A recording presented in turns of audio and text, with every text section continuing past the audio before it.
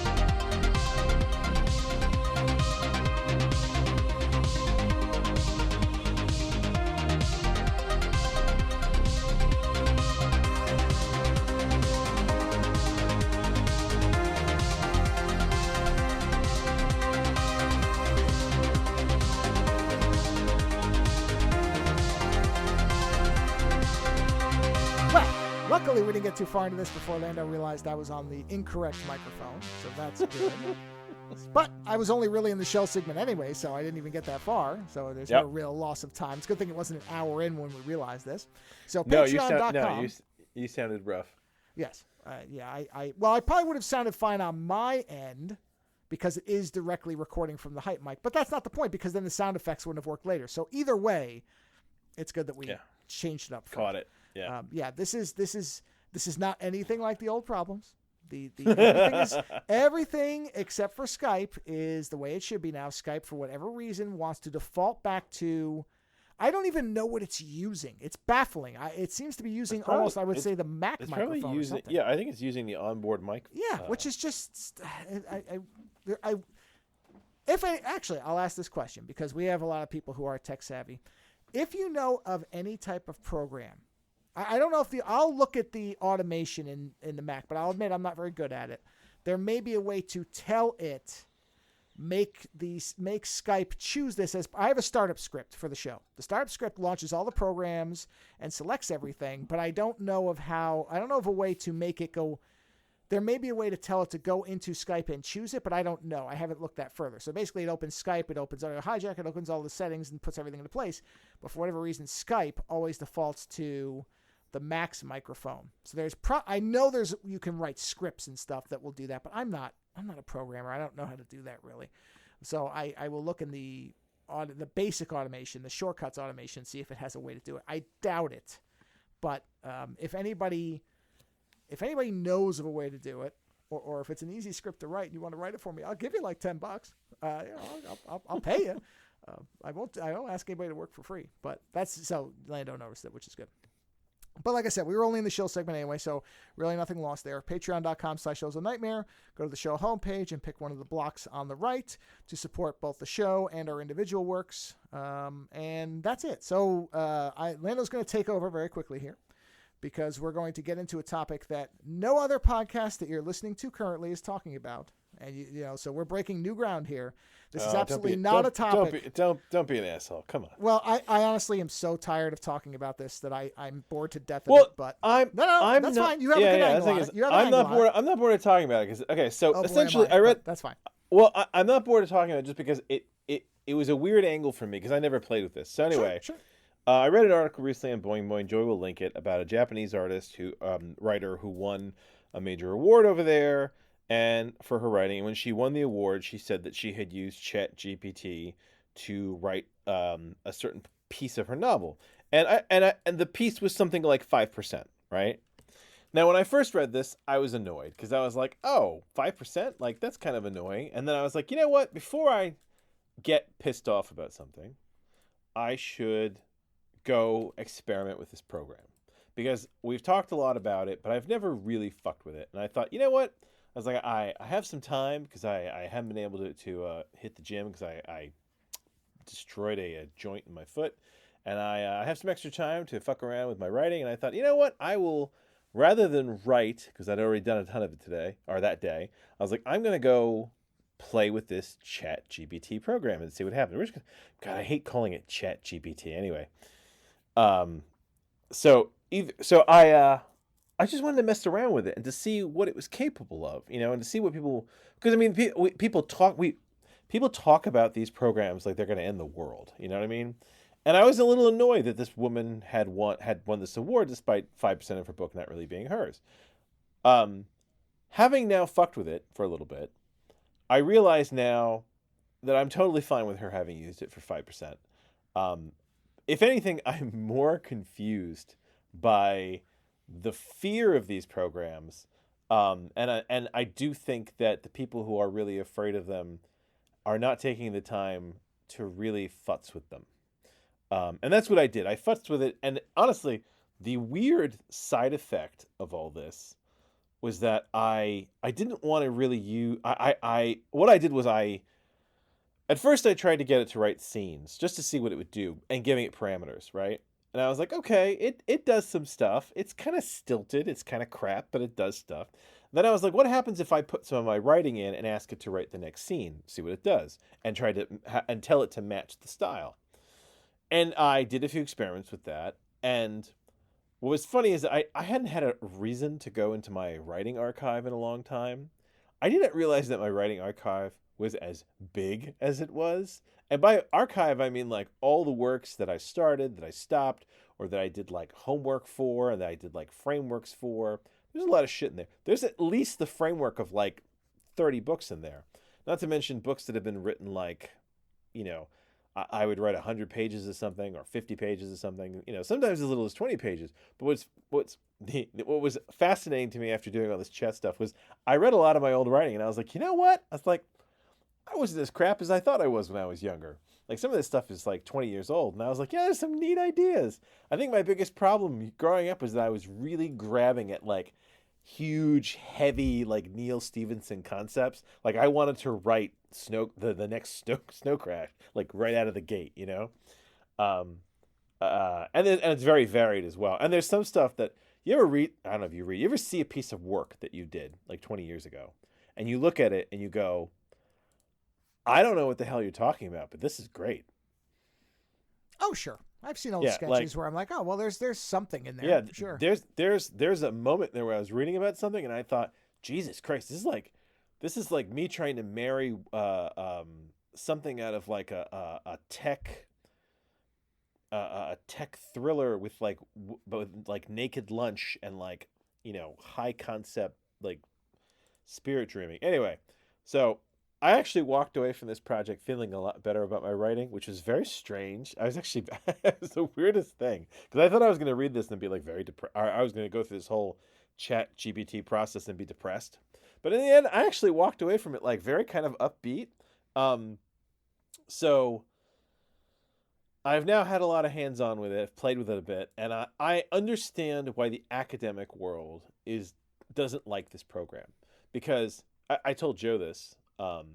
If I'd had the program like this in college, with my know-how in writing, I could have pumped.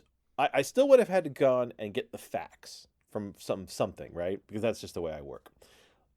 I would have pumped all those facts into the ChatGPT program, asked it to put them in some narrative conducive order, and then I would have gone in and revised that, and I would have had an essay in like 10 minutes. That would have been awesome. And that is how that is a danger, because I have a feeling that is one of the things that a lot of people are using it for. But in the area of actual novel writing, right? I'm not afraid of this program. I'm not afraid of this program taking over long form fiction.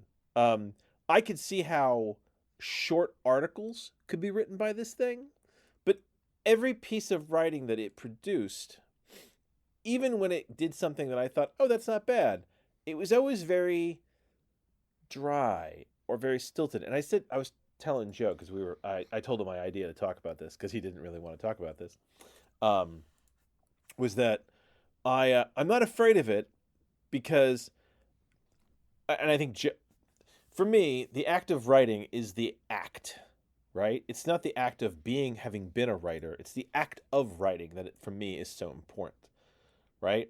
But Joe is saying how there are people out there who just want to be famous writers. They don't care about the actual writing process. They would love it if something wrote it for them. They just want to be famous writers. And to those people, ChatGPT is not going to write a book for you. Unless you're a really good organizer or something like that, because it cannot, in this form, it cannot handle long form text, right? So you can't put in 150 pages. You won't be able to get to long form fiction, because what will end up happening is you'll get to a point where you're trying to keep a sense of consistency, and you're trying to have the chat system understand all the previous things that have happened. And what will happen is the program will eventually say, no, that's too much, right? Because I tested that.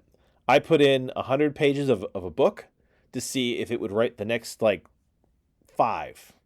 And it was like, nope, that is way too much information. I don't want it. Now, I'm sure at some point it might. But this version that exists right now that is accessible will not do that. So I have a feeling that somebody who just wants to be a writer and not write is going to have a hard time with this. I find it to be a little bit obnoxious to work with, but it's because I don't need it, and I think that if you're somebody who's prone to writer's block, right? Absolutely, there are people who need writing prompts. I have a book. It's called the Writer's Book of Days, and essentially it's a writing workshop type thing where every day you flip to the page of the book that's the date that corresponds with your date. And then you take the prompt and you write something. And it's not meant to be like, I'm going to write something publishable. It's just to get you in the habit of writing. But writing prompts help. They help you get through times when you maybe feel like you don't have any ideas. And I could see someone going, I don't know where to go with this scene. Or someone saying, I have writer's block. I need something that gets me going. And pumping a few pages into this ChatGPT system and then having it manufacture something, and you going, oh, that's an interesting direction. Now let me write that way. I can see you doing that. And in that respect, this woman having 5% of her book be this, it's probably something like that, where she used it for connective scenes or something like that. But I don't think you could point at the 5% of her book that was written by this. I think that she used it in a way where she was revising through it. She was using these scenes that were created, or minor connective tissue between scenes type thing, like Joe gets from the apartment to the airport type stuff. But you did point out to me that there's people who might be using this stuff for big ideas, for concept building. And here's the thing, even for concept building, this thing is pulling on an archive of data. So whatever it creates is going to be something familiar. It's going to be something known. It's not like it's going to create something original and new, because it doesn't have that idiosyncratic ability to create art. It is repurposing a library of information that it has. You know what I mean? It's missing the key element, which is the human personality that then processes everything and makes something new, right? So, thoughts, feelings so far? No, I'm exactly where you are. I've talked about this at length, about the fact that I'm the same as you. I'm I'm not afraid of it. It's overhyped and overdoomed. I think I said to you the other night, this is like ChatGPT is like paying somebody else to fuck your wife, right? Well, yeah, that was your example, but to this, and my whole thing is, why would I pay example, someone to do that? Yeah. The 5% thing, I don't know why anybody would be upset about this, to be honest, because the reality is, because any book you read, I shouldn't say any book. Oh, there's editing, there's comments from other people. There's usually a big thank you section at the end where they say, oh, I went to this person because I didn't know about this or whatever. Dude, David Drake based a lot of his what do they call the RCN series, based it off historical events. Yeah. He used them as the basic framework for what's going on in the book.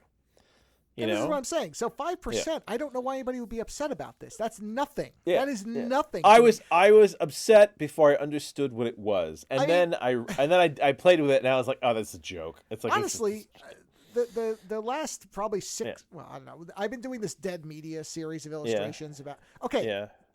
Those are all based on, except for one, my hand. I took a photo of my hand for reference. Yeah. So 25 to 30% of the image is based on a picture That's my hand, not me just coming out of it with my imagine. I mean, I imagined the idea of it, but I needed something concrete to base it off of. So this woman used less of ChatGPT and people, well, it's your hand. Well, okay, what if I took a picture of my wife's hand? Oh, is it not now? Is it some? 5% is nothing. That's not something to be upset about. I don't know why anybody would be upset about this. Well, most like I said, books I think incorporate more outside help than this. I was upset before I understood what it was, and once I understood what it was, I was like, oh, that's a joke. Because the knee-jerk reaction to a lot of this stuff, the knee-jerk reaction is they're coming for our jobs, right? They're coming for our art. They're coming for our love. They want to render us pointless, right? But here's the thing. I would give somebody a lot of credit. If somebody could actually get ChatGPT to write a compelling, original novel for them, they are an artist of prompts. Because that's the thing. You have to be able to essentially code through language that system to produce what it is you want. And I'll give you an example, because I did some stuff, right? I have 2 writing samples for another thing, but specifically first, I asked the program to essentially write me a conversation, right? And I think you'll enjoy this. A conversation between Joe and Lando, right? Now, would you like me to read the prompt first, or would you like me to read the... Sure. Go ahead and read the prompt first. Hold on one second. Fucking Pages is giving me shit here. Okay, here we go. Yeah. So the prompt I gave it was, write a conversation between Joe and Lando. Joe is an expert in computers and technology and loves dogs. Lando is an expert in philosophy, history, and literature. I almost wrote and loves pussy, but I was like, no, well, hold on. And I wrote loves reading science fiction. They are both happily married to lovely women and live on the opposite sides of the country. They are talking about nanotechnology and about how harnessing the technology could make someone like a god who could be named Bob. They talk about what Bob might do as a nanotechnology god and if he might leave Earth and explore the universe. Would he meet intelligent life in space, right? This is the prompt I wrote. I added something in there about nanotechnology sex, but it did not like that. That is I'm sure it didn't. Yeah, no-go. That's a guardrail hit for you. Yeah, exactly. So I was like, oh, no sex? I was like, fuck, you've just rendered yourself useless to me. I was sitting there thinking, oh, I'm going to have reams of erotica between historical figures. Anyway, so I have a script here that it produced, and I was like, wow, this is so vanilla. So it's like, Joe says, hey, Lando, it's been a while. How's life on the East Coast? And Lando says, Joe, great to hear from you. Life's good. Immersed in philosophy and drowning in a sea of books. How's the tech world treating you out there on the West Coast? Right? And then Joe says, can't complain, my friend. So I've been diving into nanotechnology lately. The stuff's mind-blowing. Imagine if we could harness it to create like a god. Let's call him Bob. Lando says, Bob, the nanotech god? Now that's an interesting concept. What do you think Bob would do with his godlike powers in the nano world? Joe says, well, first off, I'd hope he'd fix all those annoying software glitches. Ha ha. But on a grander scale, he could revolutionize medicine, reshape the environment, you name it. Bob would be a technological deity. Lando says, a benevolent Bob? I like that idea, but what if Bob decided to pack his nanotech bags and explore the universe? Could he encounter intelligent life out there? Can I interject Yes? that you missed a humongous trick here?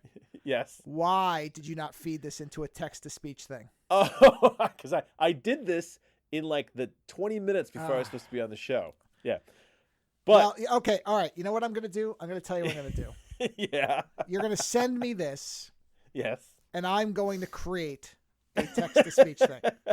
So now you have now that you have that, right? Yes. I want you to think about that. Now, Yes. Does that sound like award-winning material? It's so no. You yeah, fucking exactly. lost it. Yeah, That's what it sounds like to me. exactly. There you go. And that is a lot of the problem I have is that to turn that into something amazing or fascinating or artsy, there's a lot of work you'd have to do to that. This is your 5% of a conversation. that you then turn into a real conversation, right? Yeah. Now, some people need those prompts. But By the way, do me a favor. I don't have Yeah. Pages, so can you convert you that do to... you do on your Mac. No, I stripped it. When I told you I scoured Oh, this you thing just off. took everything. I burned Okay. everything off. I will have to give this to my wife to send to you then, because I don't have Word. Oh no, you don't need Word. Just open. You have text file. Text editor on your Mac. You can open the text editor and just copy and paste the text into it. Let me find Yeah, my that text editor. that I left on my computer because a basic text editor is a requirement. Oh, there it is. Text edit. Oh yeah, hold on. I will drop it in there. Yeah. But So I mean, just like shoot that to me. it's. But you see how it's so. Oh! I found one that's a free one with natural AI voices. So we're gonna pair it all. Good. Now I'm gonna let you pick. Hold on. Sight hold on. unseen. Let me just see something here. For personal use, go to speech. Drag and drop. Okay. Up to. Oh yeah, this is unlimited. All right. So you're gonna choose Hold this on. without knowing anything. Yeah. So I'm gonna have you pick a name. All right. And that will be the voice, but I will not even promo what it's going to be. This is going to be. All right, beautiful. hold on. I want to make sure I get this to you right. Okay, where did it save it? Sure. Fucker, where'd you put it? Yeah, the Mac with auto text saving is very weird. It's very odd. Where did you save it, Dick? File save. I'm just trying to figure out where it decided to put it. Where did you put it, asshole? I can't find it. All right. Hold Well, on. okay. Save Well, you as. paste it and then do file save and just save it to your desktop. You have to tell it sometimes. I don't know Yeah, where I'm it trying goes. I don't know where it goes by default. I've never figured it out. I'm sure somebody knows, but I Yeah, always just it's do. weird. It's very weird. It is very weird because it's not giving me the opportunity to. But just paste it into Skype. Just type it into the chat. Who cares? Oh, okay. Just paste the whole Oh, sentence there. Oh, okay. That's fine. I'll do that Yeah, too. I'll just copy it out. That's All perfectly right, hold fine. on. So there's that. Let me copy it from the proper file here. Yeah, but I mean, it's like it's not scary. Well, Like that is not. the interesting thing to me, would be to Yeah. tell it to ingest our show for, let's say you fed but 10 episodes again, in. but again, the problem is Yeah. the amount that it can ingest. That is the problem that you're going to have, which is that it cannot, as of its stand. Now, I'm sure if you've got some sort of if you've actually, are Oh, the so one. you can't dump text into it and then say No. base it on this. No, you can, but the thing is, you could only dump so much. Oh, what's the limit? So See, I don't know. I never use this stuff, so I don't use ChatGPT. did that? So I don't know. I think did that work? Yeah. Okay. Hold on. It's a big long. Yeah. No, that's it. I've got it. Okay. So all right. Now you're gonna pick. All right, go ahead. All right. Here are the names: Yeah. Brandon, Elizabeth, Guy or Guy, depending on how it's pronounced. I want a Michelle. guy. You want Guy? All right. I'll Yeah. go back to Guy. There's a Joey, but he doesn't look anything like me. That doesn't matter. That's true. Where was Guy? There's Guy. All right. Here's Guy. Oh wow. Okay. They're playing Guy's voice for me, which is magnificent. Okay, you've chosen a great voice. Okay, Thank so you. here's Guy. All right, so let me do my paste. There we go. Perfect. Now the trick to this is, how do I? Shit. You almost have to copy and paste the. Well, no. But the individual problem scenes to each person. is, so this ends where it goes to in space question mark. Is that the end of the text? It ends with. Would he be intelligent life in tech space? Is rendezvous? that the end? Tech rendezvous is the last line. Oh, then it cut it off. So mine. No, because underneath that is the blurb that I wrote for Oh, that's your prompt. Okay, never mind. Yeah, Then that's I've the got prompt. it. All right, so hold on. Let me do this. Okay, so let me see something. it. I'm gonna Let me let see you it. Let me- change the I want to see if names. it reads it, because if it does. Oh God. All right. Oh, Jesus. Oh no. All right, I'm gonna get rid of. No. It's not that, but it's reading the names. So I'm gonna get, okay. because I think you can infer the name. So it's saying Joe, hey Lando. So it's gonna sound weird. That's not its fault. It's just, you know what I mean. So hold on, let me get rid of the names. The only trick is I can't yeah. play it back unless I stop the recording, record this, and then we start again. That's up to you if you want to do it. No, we can do it, but I'm just going to get it ready. Yeah. So, and this is only I did this one specifically for us, but I did a few just to see what it would do, and I'm if you are not a creative, honestly, in this respect, it is an interesting tool. If you are not a creative type, but you want to start writing and you want something kind of interesting, you could write prompts and see what it gives you, and then use it as a starting point, right? That's an interesting way to use this software. But I mean, that's almost like, oh no. No. No. It's not that. 1, 2, 3. I just had an idea. See, the problem is, I make too much work for myself, but that's okay. 1, 2, 3, 4, 5, 6, 7, 8, 9, 10, 11, 12, 13, 14. All right. So there's 14 individual responses here, right? Okay. Okay. All right. I'm going to try something. This may be exceptionally stupid. All right. Well, while you're trying that, I'll continue. Well, I'm opening 14 individual tabs so that I can give you and I separate voices, and I can play each sentence separately as a conversation to record it all in one shot to play it back as a conversation. Whew. Okay. Okay, you know what? Then let's do this. Let's stop here so you can do it, and then we'll seamlessly jump back in with the conversation, and no one will know the difference. Yeah, that's fine. All right, so we'll pause right here. Well, thanks to the magic of editing, we are now right back. Only seconds have passed, and now I have taken what Lando was starting to read, and I have extended the AI-ness of the show into allowing some artificial voices to read it in such natural ways that you would never, ever know that it was anything fake. This will replace us. This is what's going to replace us. I give you now the output as read by machines just like the ones that generated the actual input. Here we go, everybody. Enjoy. By the way, we are both hearing this really for the first time. Lando, of course, has read the output, but we have not heard it spoken. Here it comes. I had to check it. Hey, Lando. It's been a while. How's life over on the East Coast? Joe, great to hear from you. Life's good, immersed in philosophy and drowning in a sea of books. How's the tech world treating you out there on the West Coast? Can't complain, my friend. So, I've been diving into nanotechnology lately. The stuff's mind-blowing. Imagine if we could harness it to create, like, a god. Let's call him Bob. Bob the nanotech god, huh? Now that's an intriguing concept. What do you think Bob would do with his godlike powers in the nano world? Well, first off, I'd hope he'd fix all those annoying software glitches, but on a grander scale, he could revolutionize medicine, reshape the environment, you name it. Bob would be a technological deity. A benevolent Bob, then. I like that idea. But what if Bob decided to pack his nanotech bags and explore the universe? Could he encounter intelligent life out there? That's a thought. With his nano powers, Bob could potentially create spacecraft on the fly. Imagine him as an intergalactic explorer, meeting extraterrestrial beings. It's like science fiction, but with a tech twist. Fascinating. Do you think he'd share his nanotech knowledge with other civilizations, or would he keep it to himself? Good question.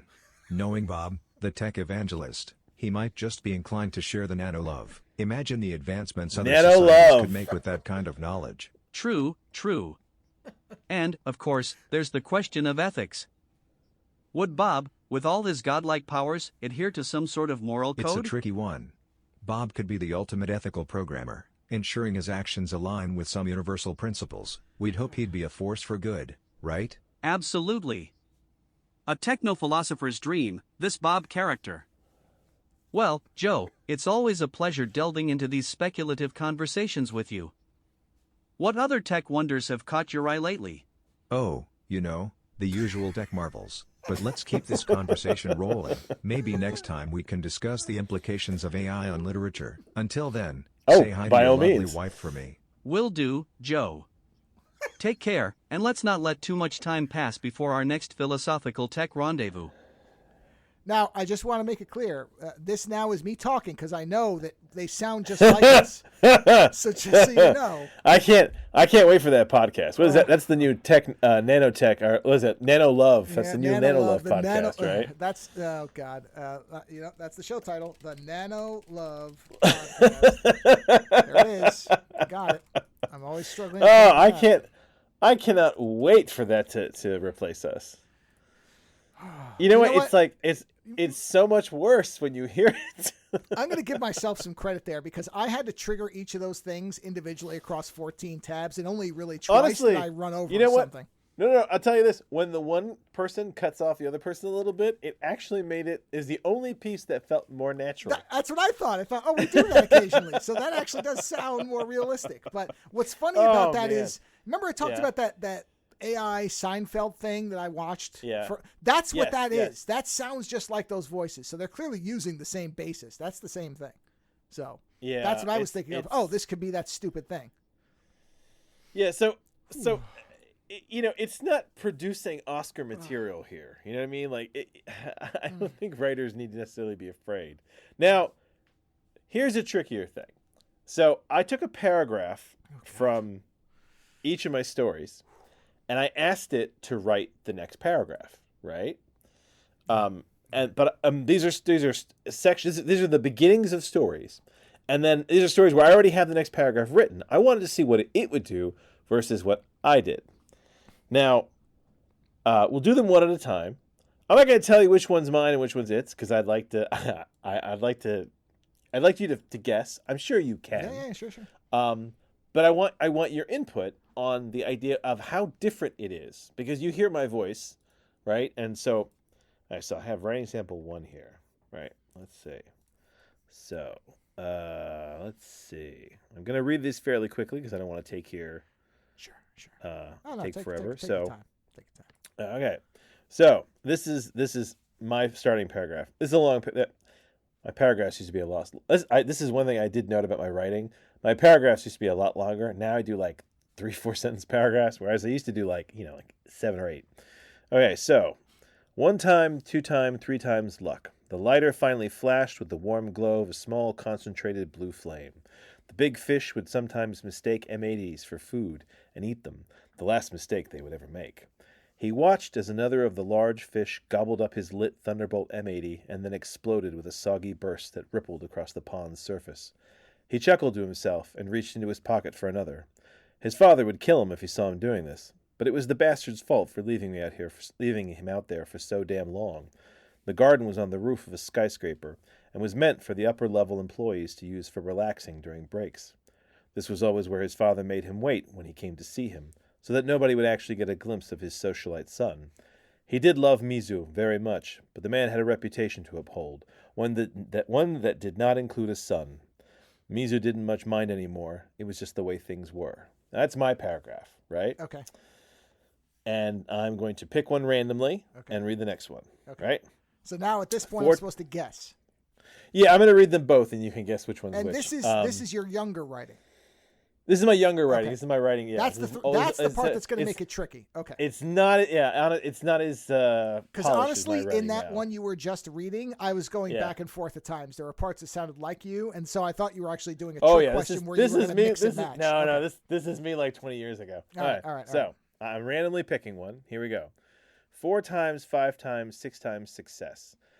The second lighter ignited, casting a warm blue glow in the dim surroundings. The underwater world beneath the garden surface teemed with unsuspecting fish, their fate sealed by the explosive power of the M80s. As he observed another colossal fish fall victim to the Thunderbolt M80, its detonation creating ripples across the pond, a sly grin played on his lips. Retrieving yet another explosive from his pocket, he couldn't help but laugh at the absurdity. This has got to be artificial, is it? You're right. It is. Yeah. No, I could tell. No human that actually has writing ability is going to write one time, 2 time, 3 times success. It doesn't sound. Well, right. I wrote 1 time, 2 time, 3 times luck. No, but that sounds better as something you would say. That's what I'm saying. Is you can tell sometimes when it's not human. Yeah. Here's the first few lines of what I wrote. See, like what I love about this is it basically harpened on the first chapter without actually creating any new headway. Right. Yeah. Right?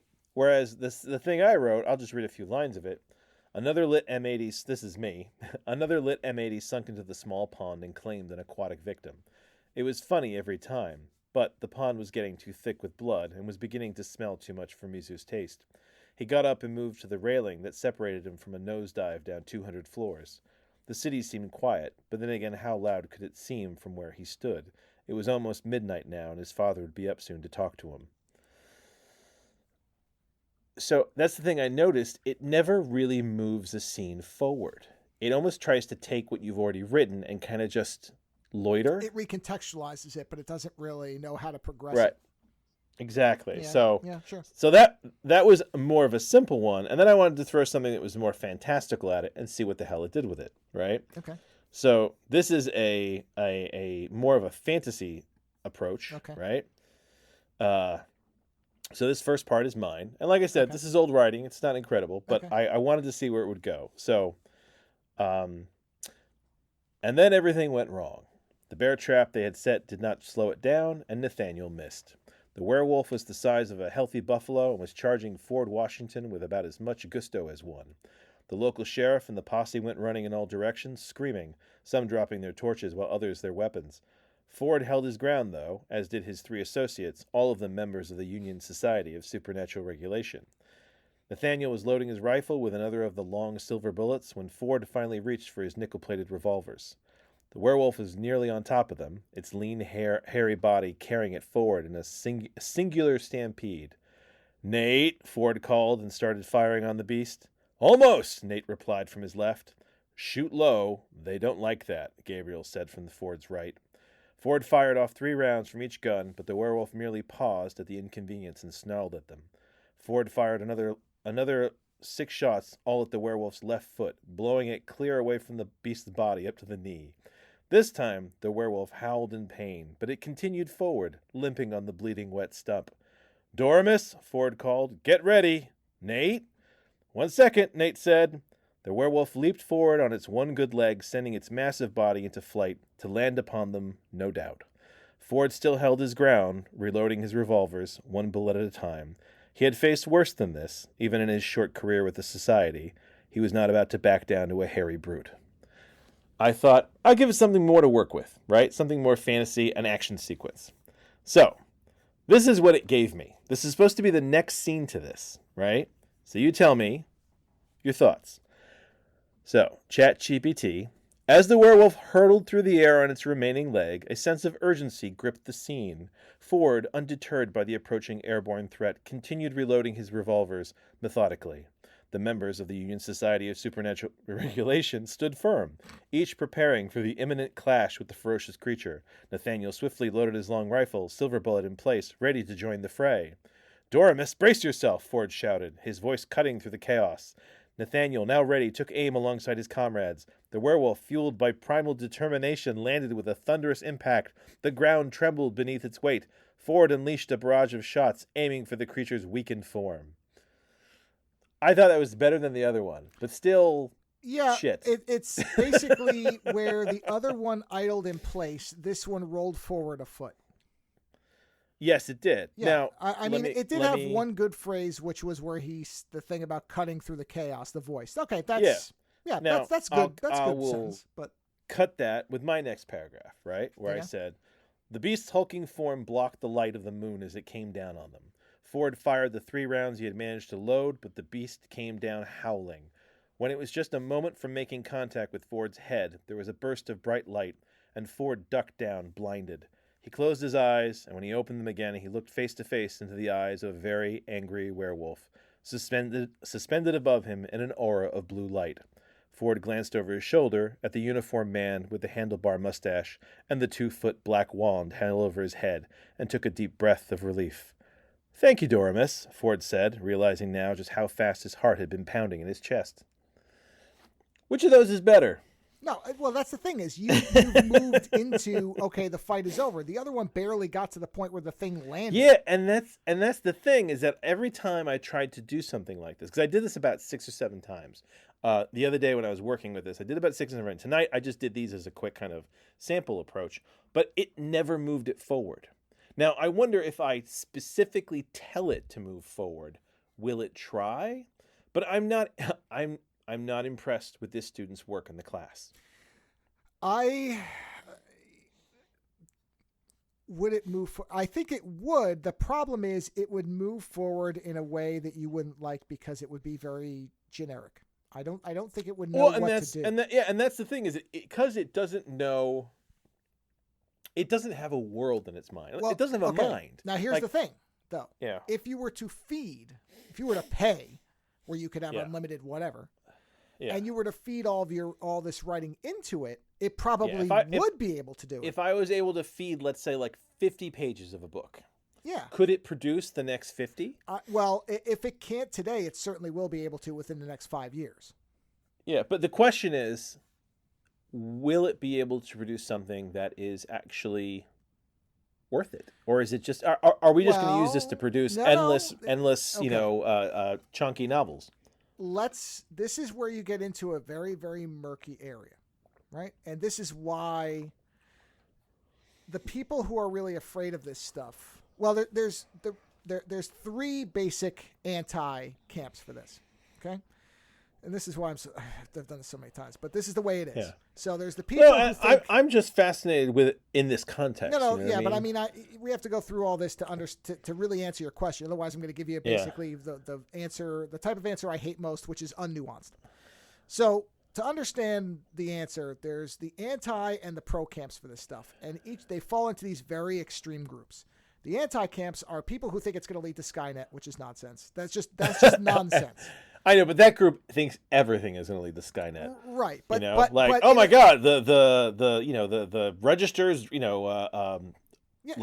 they ring you up automatically. This is going to lead to Skynet. But the interesting part is those people are actually in the same camp as the most extreme pro group. They just don't realize it because the most extreme pro group thinks that basically they've already invented artificial intelligence, and I mean that in the term that we all understand. Oh, it'll do everything. No, for AGI, us. Yeah. artificial general intelligence. These people think we're already there. That this has actually happened, that the puppet master has been born in the Matrix, and that it's all happening, right? Okay, so both of those groups I think are out of their mind. So let's just throw them out. Then you have the people who don't like it because they feel that it's plagiarizing their work, which in a sense it is. And and then again, there's this interesting counterpoint to that, which is people who are like, yeah, but all artists steal, so what are you complaining about? Both of those camps, I think, get it wrong well. Have you ever heard the rest of that quote? Oh yes, but they never goes further than that. It just that's what I'm saying is both of these people are also wrong because while it does absolutely ingest and in some cases reproduce people's work, the thing about that is it doesn't really. Well, no, it does, except that it's generally because the person with the prompt requested that style. It's not just randomly doing that. It's almost always. The machine learning isn't sitting there going, I think I'll make Shakespeare. Yeah. Oh, today. I really Somebody love asked for Shakespeare. Yeah. You know what? This person wanted a painting of an apple. I just love Rembrandt so much. I'm just going to spit out a copy of Rembrandt's apple. It doesn't do that. Somebody asked for a still life with an apple in the style of Rembrandt, and that's why it did it. So those two camps too, throw them out. Then there's this interesting middle portion where what we consider a worthwhile piece of work is all in flux. So when you say, will it be something worth reading? Or, will it be something of merit? Yeah. People read rags now. People read books with no ability, no talent, written in farms that just copy paste the same. It's the book equivalent of the Hallmark Christmas movie. Hallmark Christmas movies are all the same. Terrible. Yeah, but people eat them up. My mother watches them constantly because she just likes something familiar, heartwarming, positive, with no doom, no bad feelings, and everybody ends up happy in theory if you just don't think about it that hard. So, which is not to say my mother's stupid. It's just that that's what she wants. She wants comfort viewing. That's and here's the thing. But here's the thing, and that's fine. And that's what you're going to get. That's what you're going to get. If you can find a way to automate it, then yes, and they will. For it. And so those people will be out of a job. If I found a way to automate just endless reams of really dirty erotica through ChatGPT, well, you could. Shit, I would. Well, listen, that's going, if it's not already happening, which I'm pretty sure it is. I think the thing somebody has done well, it. I think what's holding up a flood of this stuff is the IP legality. It's really still unclear where the ownership of this stuff is going to end up. Yeah. Those that's lawsuits why, haven't and that's finished why yet. I only wanted to put stuff in here that was like old writing that I wasn't doing anything with. Well, what you're going to Like- end up doing is you're going to pay some huge amount of money to own the output. Yeah. That's what's going to happen. And the thing is, like I said, I'm not impressed with it produced, right? And this goes, it's many-fold for me. It's the whole, I'm not impressed with it produced, and I tried a bunch of times to make it kind of, and I plumped in like up to 5-6 pages of a book just to see what the next page would be, right? Very often having the next scene already written, so I knew where I was going with it, right? And the thing is, no, it's not. This is great for somebody who doesn't know where they're going, or someone who doesn't like the art, the act of writing, or who doesn't, like, this is great for writing papers.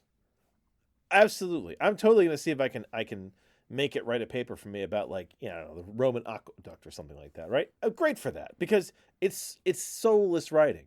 But the thing is that when you have a knack for writing, anything you write has a bit of your soul in it. It has a bit of that flavor. They know it's you, right? So I'm not impressed with this. I'm not going to pay something else to do the thing that I am compelled to do. The thing about it is, though, if you were to pay and feed all of your writing into it and then ask it to do something, it might be able to. It might be able to. It might give you 80% of the book, and you would do the 20% that's left. I would still hate it. It's easy to say that without it doing it. Oh, wait, hold on. I would still hate it because I didn't make it. Oh, okay. So all right. So conceptually, you wouldn't like. Yeah, I get that. I would. Okay. I will never like this for the sheer fact that the act of doing it is the reason I do it. Let me present you with a scenario. Yeah. Let's say, I don't know, that you got nerve damage, and you were never able to write again. Outside of, I guess you could do voice to speech. I don't know if that would really work for you, but let's say you're trying to create a scenario where I would need something like this. Yeah, let's take the I didn't create it part out. As far as, let's say this was the only way. If this thing produced, based on your work, a book that was, I don't know. See, here's the thing: is if I can still do voice to speech, then I can still write. Well, I'm saying if you could, because I have the same thing where I look at something, and if I could create it through an artificial thing, I wouldn't call it my work. But if something happened to me, and the only way I could get it to get my work was from the idea. Thing is that you need your hands, right? I can literally write voice to. That's the thing. If my hands were to be destroyed and this thing was good enough and I could convey the ideas, then it is my work. And listen, I'm not afraid of this software. I don't think it's bad.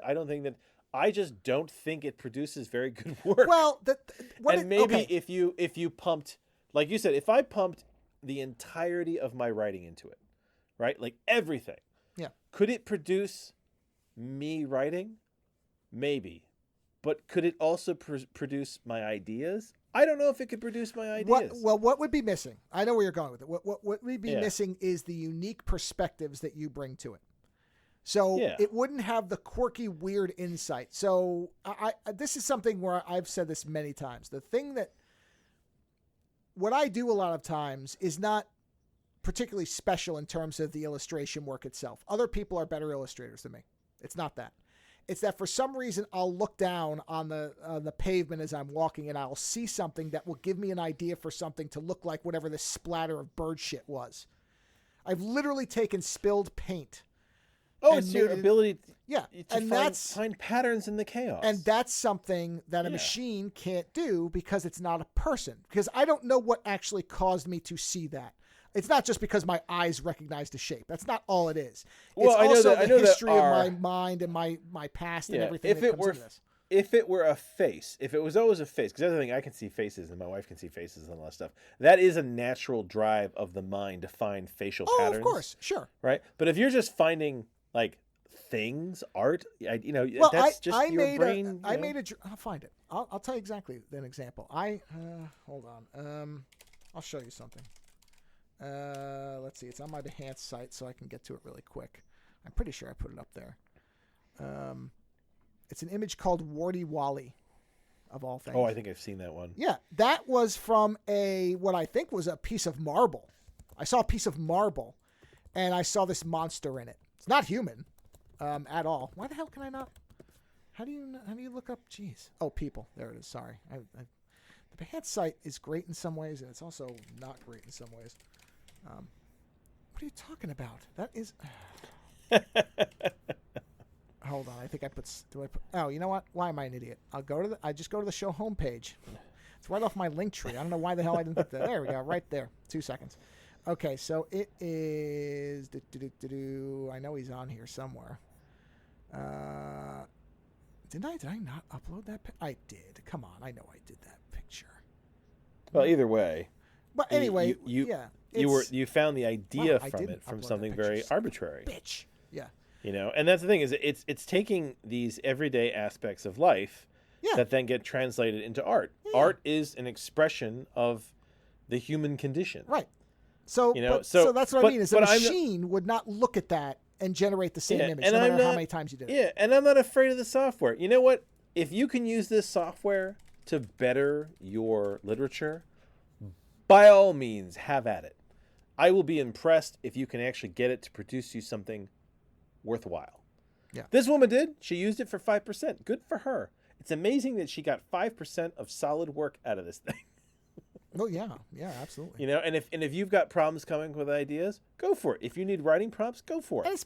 And like I said, I mean, people do use more external sources for books than 5% from humans. Everything. So why is that anything different? They talk to friends. They read history. They read articles. Gibson has said many times he goes into like a deep research mode where he just starts reading about all these like weird fringe ideas and cultures, and then it kind of jams them all in. Yep.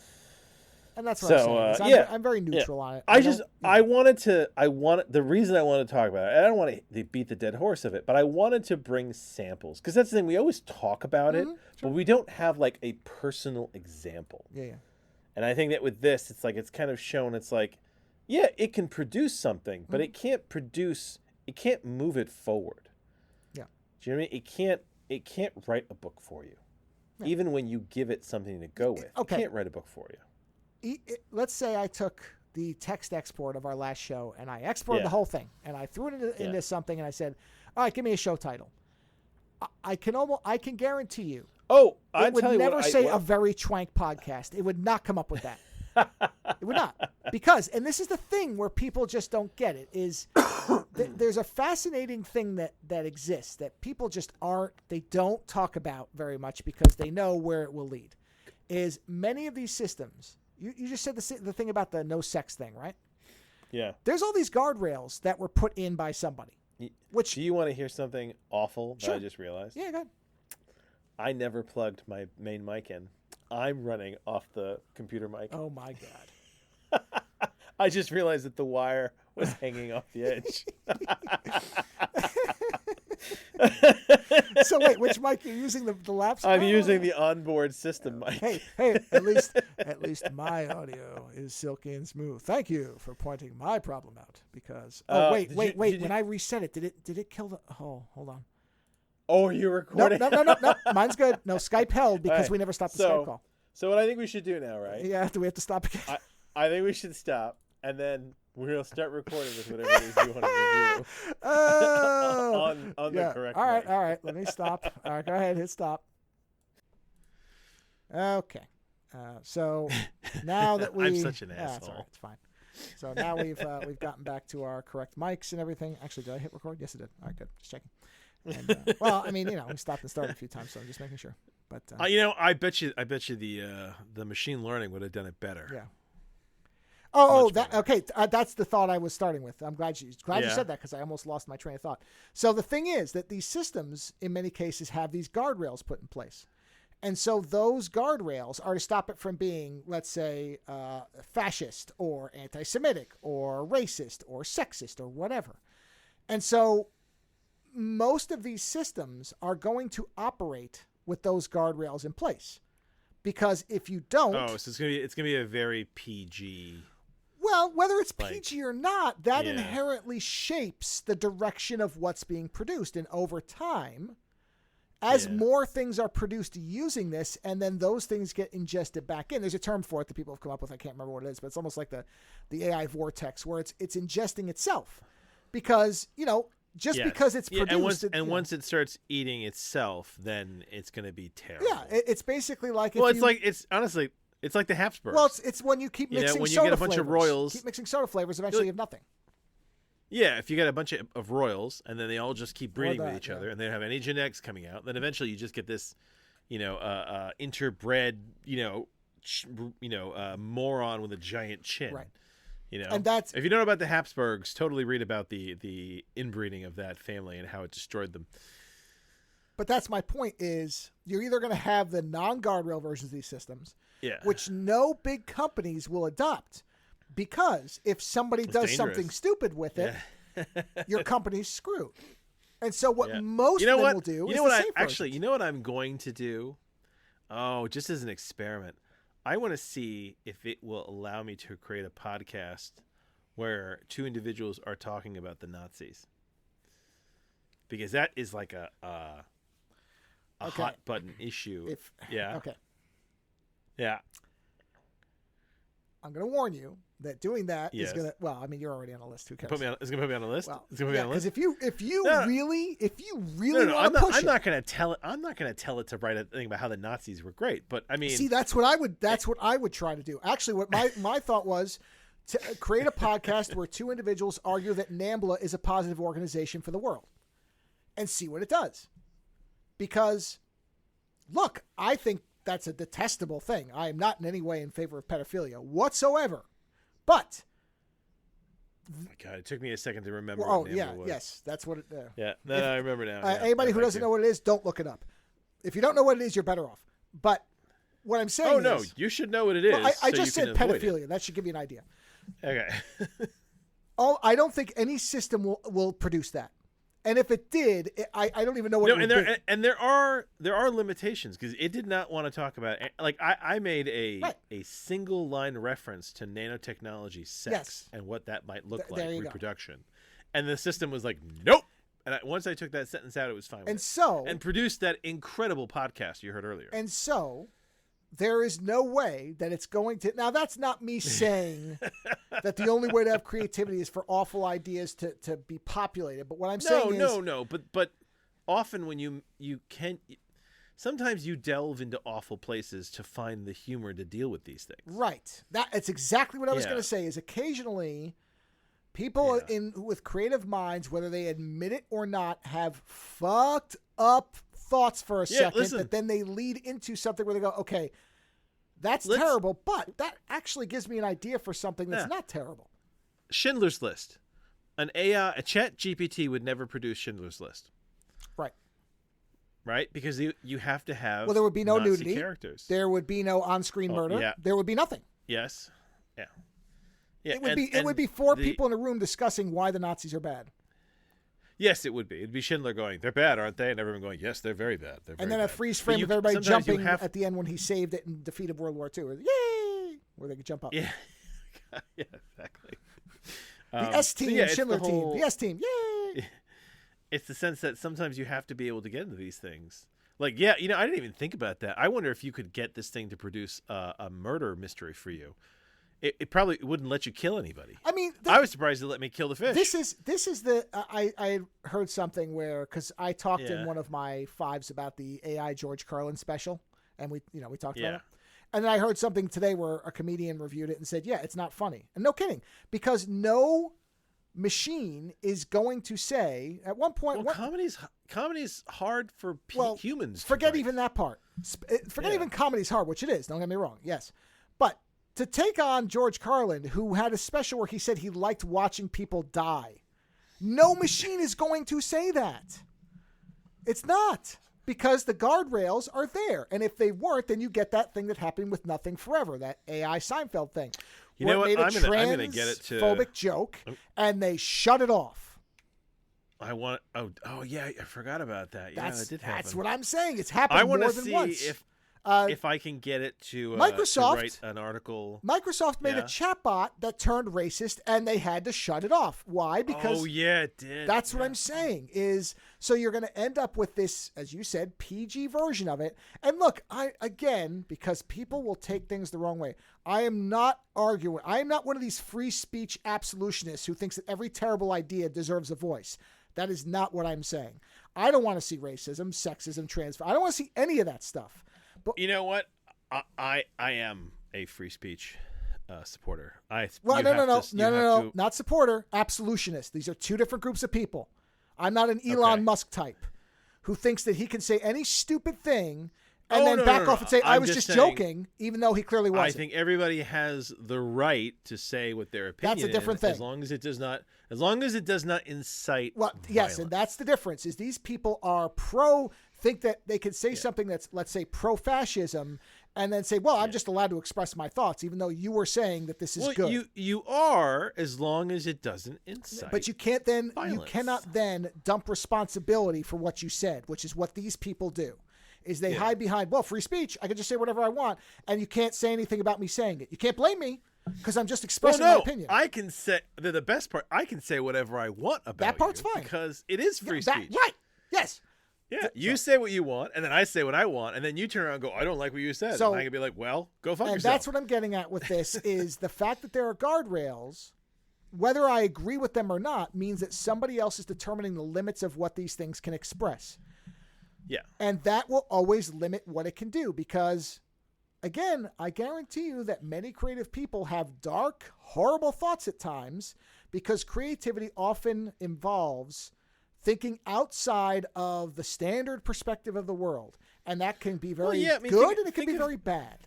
Think of every tragedy, or any like a post-apocalyptic novel. Well, like it's like Giger's stuff. Giger's stuff wasn't society. Fucking Powerpuff Girls. I'm still in the world of writing. That's what I mean. Well, or Francis Bacon's like paintings. every Stephen King book is outside the norm of reality, in crossing over the land of darkness to some level. You know what I mean? Like, and that's what a machine will probably not be able to do, because it's going to have limits that are imposed on it, good or bad. And those limits can go both ways. It's not as if there's one side that can be guardrailed and not another. So, in closing, I think that you should definitely play with ChatGPT, because I think there is amusement to be had. But I don't think that it's going to change the world. At least not yet. It's a calculator. This is a calculator. Yes. It's a calculator. Yeah. Nobody uses an abacus anymore. Calculators and calculating machines transformed the world, but they didn't suddenly make it where you could go to Mars. This stuff is not going to suddenly remake society tomorrow or at any time in the future. No. It is simply going to, yes, it will revolutionize certain things. But that happens every decade. The iPhone is the ChatGPT of its time. It changed the paradigm of how cell phones are. But are we now walking around with cybernetic arms because of the iPhone? No. It just made it where the idea of a heavily computerized and powerful pocket computer could actually be a design object, and that made it more desirable, and it made it into basically like a fashion accessory. But that's what this stuff is. So, yeah, that's what I'm saying. It's not Skynet, nor is it data. It's neither of these things. No, but I'm glad that I have examples now. Well, it's a wonderful tool. At least in the world of fiction, It's a wonderful tool to show you, like, it's not great. It's not perfect. Yeah, I mean, play with it. Yeah.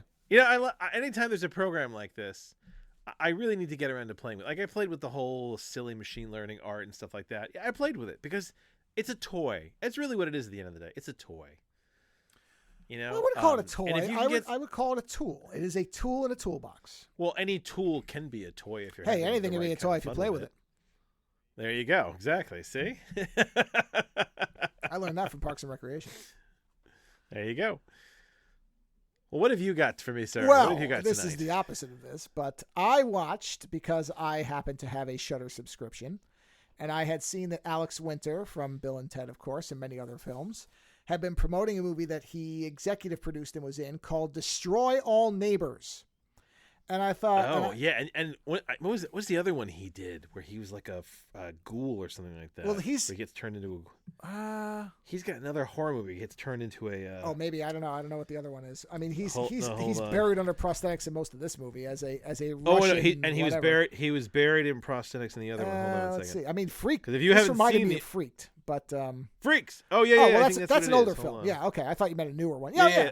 That one is hilarious. That's one of my favorite films of this type. And this movie, when I watched the trailer, I thought, oh, this looks like that. And it has that kind of bonkers mentality to it, where it never feels like a real movie, but it's definitely not as out there as Freaked. Freaked is out there, but it's great. But like I said, it did have that kind of vibe to it, to use a hip term, I guess. It had the vibe of Freaked. So I was like, all right, I'll watch this. Holy shit. I always forget that fucking Brooke Shields is in this. In what? In Freaked, right? In Freaked, yeah. Oh, yeah. There's a lot of people in Freaked. Bobcat is the sock. Mr. T is in it, I think. Mr. T, I think Bobcat Goldthwait is the voice of the sock. The bad guy is what? Randy Quaid, right? I think it's Randy Quaid. I'm looking. I'm pretty sure it's Randy, not Dennis. Yeah, it is. Yeah, that's what I thought. Cugs, yeah. Yeah. Mr. T is and the actually, bearded what's his lady. face? Keanu Reeves is in it. Keanu Reeves is the Wolfman, I think, or Wolf Boy. Oh, that's awesome. Yes, I think he's uncredited though, but it is him because they were, they're pals. But anyway, so I was like, all right, this is fun. This looks like a good time. I'll watch this because I had read people were saying, oh, there's lots of gore in it, which I tend to like, especially when it's not in a serious movie. I don't want to watch somebody actually being tortured, but I like gore when it's silly. So I thought, all right, let me watch this thing. And I enjoyed it quite a bit. But I will say, don't come into this expecting gore. Not really. It's sort of an unusual film for Shudder. This feels more like what they used to put on IFC when that was a channel. Something like that. It feels like an independent film, but it really doesn't feel like a horror movie. Not really.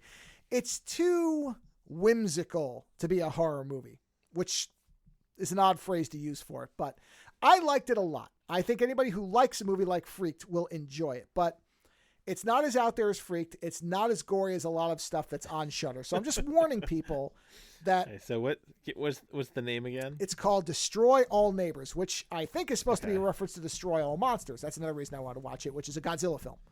That's it. Well, it's not really a Godzilla film. It's a monster movie where they just threw all the Godzilla stuff into it at once, and they're just all literally on an island, all fighting each other. Oh, so he's not in it or the director? He is not the director. He's in it. Alex Winter is Vlad. You won't recognize him at all. And then he shows up, even though he's not credited. I'm pretty sure he's the lawyer at the end for 5 minutes. I mean, he has to be. Nobody else quite looks like him. So I don't know if they just didn't think people would notice. Oh, or yeah. what. I saw something about this movie. Yeah. So the movie's premise is it's a very simple film in its basic premise. There's a guy whose name is William who lives in a apartment building, and he has been trying to finish an album, a prog rock album. And there's sort of just an automatic joke with prog rock, but everybody shits on it because prog rock is essentially just, do whatever you want and call it prog rock. That has been like the joke of prog. And they reference it several times in this, that it's just a bunch of shit where it's like the Peter Gabriel thing, where it's like, okay, this is just whatever Peter Gabriel wants to make. It's not actually anything except it's a Peter Gabriel song. So it can be pop, it can be rock, it can be weird and world, it can be, soulful and depressing. It's just Peter Gabriel.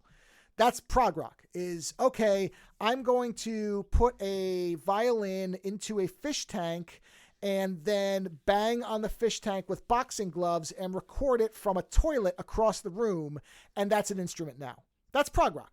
And I'm not saying that as a bad thing. I'm saying it's totally experimental in many cases. It can be long, meandering. You can have 2-minute songs. You can have 24-minute songs. The nature of it is that it's basically meant to be played with as a genre. So it doesn't even really mean anything, at least, Oh, God. I just read the storyline. Yeah. So he's in an apartment, and the very opening of the movie, there's a guy next door to him that's moving out. And this guy, I didn't record this, but it's a very funny bit because the guy is a screenwriter, and he finally got a movie to be made out of his screenplay, and he's going to make some money off it. And he's talking, and William's the main character. William's talking to him. He's like, "Oh, wow, you got your thing made," And he's like, "Yeah, I got it made. It took a lot of hard work. It's just I had an idea, and my trust fund, and my dad knows the director, and my uncle's a producer. But yeah, I finally, the hard work paid. Like it's a joke of course he got it made because he knows people. It's not the quality of the actual screenplay. It's just what happened." And William is very clearly jealous that he got his screenplay made before he's finished this album he's been working on for a long time. And he goes, "Okay, I'm gonna rededicate myself because this guy got his thing made and I gotta get my thing done." And you see him working on it and he's kind of playing it and he's happy with it, but it's just, there's this little bit that's gotta be done. And then we see, he's late for work and he runs off to work, and his boss at the job is played by Thomas Lennon, who's very funny. And he's there and he's recording this guy who is, a typical barely talented idiot who just knows how to write popular stuff. And he's, as the guys in the booth kind of noodling around, he's playing his album for Thomas Lennon, his boss.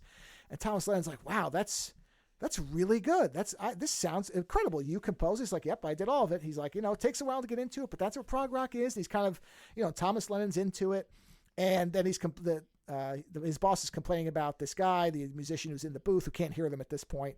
And he's like, man, this guy showed up late. And I mean, showing up late, that's not rock and roll. And his whole running gag is everything he says isn't rock and roll is in fact rock and roll. So he's talking about drug use. He uses drugs, man. That's not rock and roll. It's like, okay, I get it. It's fun. It is funny. It's funny.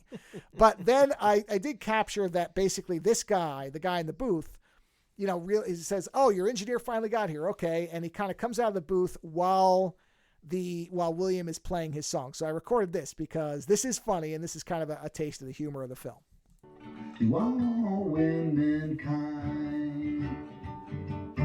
Wow. I think it was the best one yet, man. I was like, shit. Scott, is your fucking engineer here yet? Yeah, my name's William. Nice to meet you, Mr. Jansen. No, it's Caleb Bang Jansen. You have to say the whole name. Yeah, sorry, Mr. Caleb Big Jansen. I'm Very sorry. sorry. You sound like a fucking baby, man. Grow up. Oh, shit. Hey, what's wrong, Caleb Bag Jansen? Any guys got any coke or ketamine? Never mind. I found something. I'm gonna hit the slopes, man. Doing drugs is not what rock and roll is all about. While we got a minute, would you mind if I got your opinion on something? Yeah, for sure. Yeah.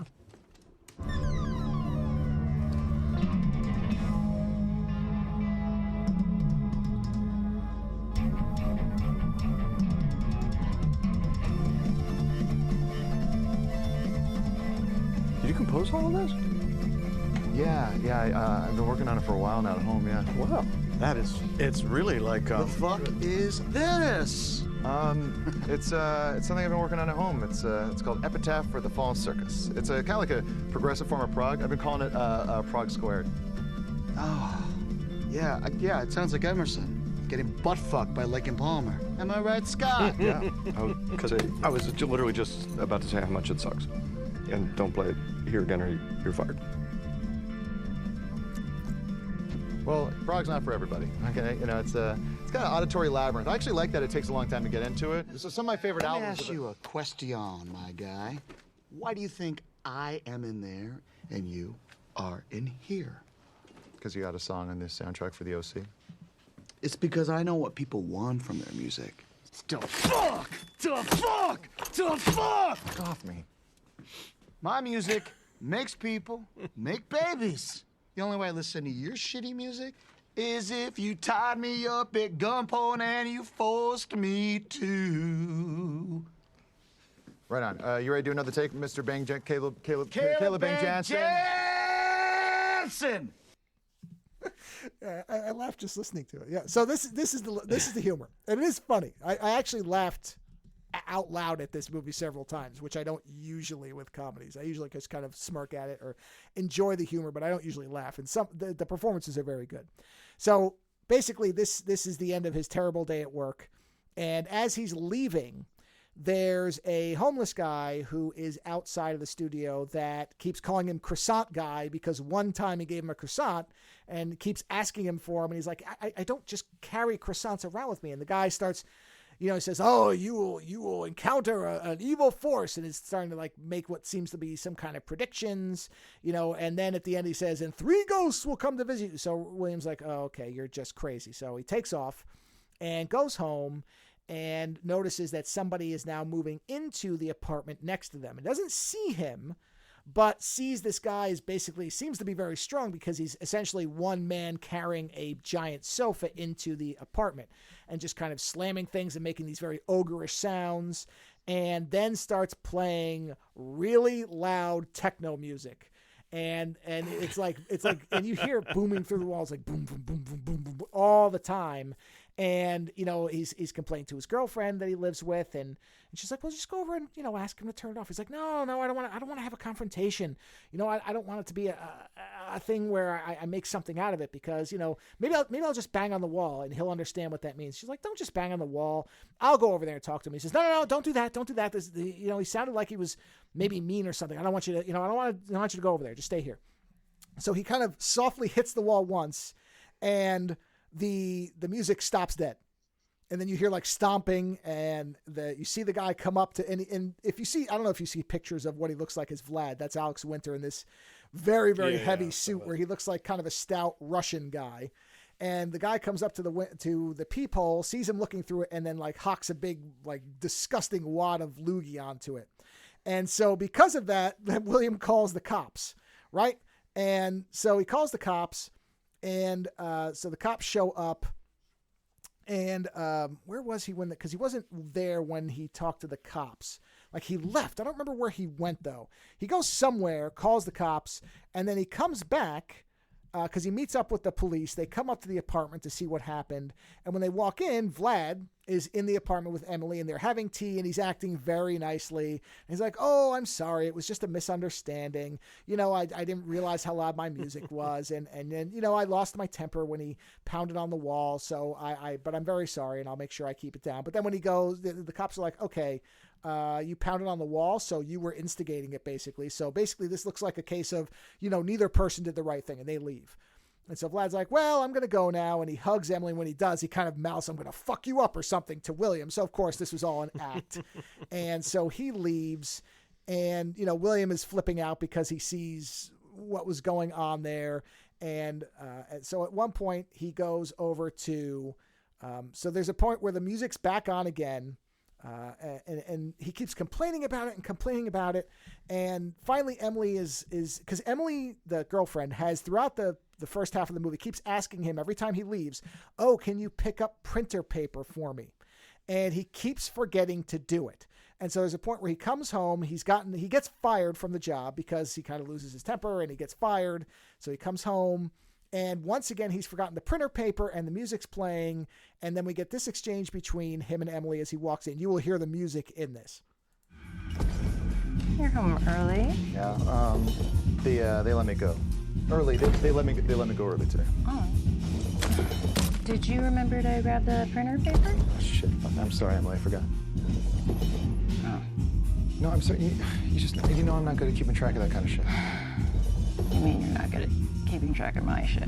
No, I haven't been sleeping well, and Vlad's music is fucking non-stop. I can't believe it's not bugging you. It's just driving me crazy. Okay, listen to me. If it's so difficult with Vlad's music, I will just go over there and I will speak to him. No. I don't want you over there. I don't want him over here. Listen, I am sorry. I'll be more present, and I will remember the printer paper. Just once I finish this album, then I'll be able to get that stuff. You have been trying to finish this album for 3 years, and you haven't gotten anywhere close. You act like this hobby is more important than everything else in your life. My hobby?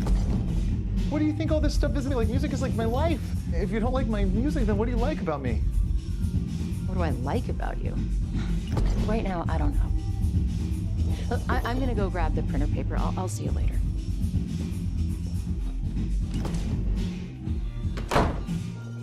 Shit. So after she leaves, he finally loses his temper and he goes over and decides to confront Vlad. So the door is open and he sees Vlad is working out. So he basically opens the door and he comes in and he starts asking him to turn the music down. And Vlad immediately responds with, hey man, why are you in my apartment? You just walked in here. And he's like, well, I just wanted you to turn the music down. I'll leave. And Vlad's like, no. You're here now. And basically starts to fuck with him, kind of pushing around and saying, the way I was raised, you come in and you're going to deal with somebody, then you're going to deal with somebody. So, what are you going to do about it? But it's this thing where he's kind of just bullying him around the apartment. And then finally, William is just trying to get away from him and ends up picking up a bottle to try to break it, to threaten him. Can't do it. So Vlad busts it over his own head and says, here's how you break a bottle. And then there's a point where he kind of lunges at William. William pushes him. Vlad slips on a piece of food on the floor. And then he impales himself on his weight equipment because it's basically like homemade weights where it's like a pipe with buckets of rocks on it. Like it's not real workout equipment. Yeah, it's one of those types of things. So he tries to get him off of the rod and like disimpale him. But by doing that, he gets his head to go underneath one of the pieces of equipment and it decapitates him. And so now he's got the body. And throughout the movie at this point, when he's been driving, when we've seen our stuff, he's got his phone a lot of times. He's playing this video by a bass player, I believe, from a band called Dawn Dimension, who were from the 70s or 80s or something, some past band that's now long since disbanded, and they're prog rock. And this guy's giving you like life lessons on, how to stick with your music and how to not let yourself be distracted and all this stuff. So it's almost like motivational song teaching. And and he keeps like, so he's this guy sitting there. He looks like a hippie. And so then the next thing is what he's trying to figure out with the body is then you see him watching the phone. The phone's like, here's how you dismember a body and hide it because now you've just murdered somebody, but you still got to be able to finish your album. So I'm going to show you how to do it. And so he's going through all the different ways that you can, dismember and dissolve a body. And so he's trying to figure out what to do. And finally he comes up to dismembering the body. And so he cuts it up. And then the body starts talking the head starts talking to him. He's like, hey, what are you trying to do here, buddy? So is he having just a full-on nervous breakdown? Well, the end of the movie makes it very tough to tell. And this is something people complain about. I don't think it matters. But at this point, nothing contradicts that this is reality. So the head starts talking to him.